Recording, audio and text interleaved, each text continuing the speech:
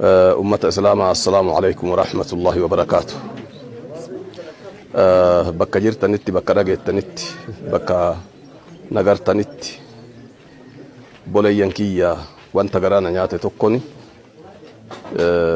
جتش جبابا دان إرجاد برسم بربادا ميديان نور الهدى جاء مكوني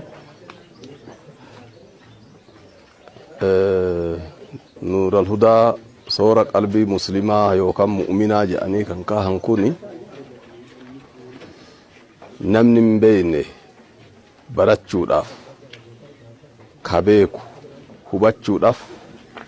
قابيني كون قابيني درجتي توكو أسونتان قابيني رنفا توكو أسونتان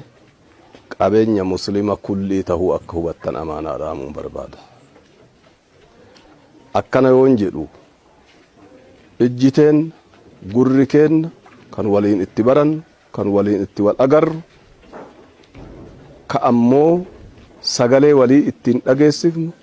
ka ulamaa'ii keenna ka duraan ukkaamamee awwaalamee dhalate moon dhalanne isaa hin beeyne ittiin barannu ka ilmiin alatti durnu umrii itti findhee itti beelofnee itti dheebonnee itti daarree itti cittoofnee deemnee baranne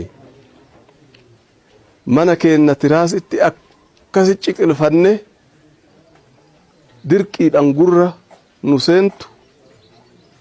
karaa miidiyaa muslimtoota kanaan keessattuu muslimni Oromoo ka afaan kana dubbatu kalis akkam turte arras akkam jirta wallahi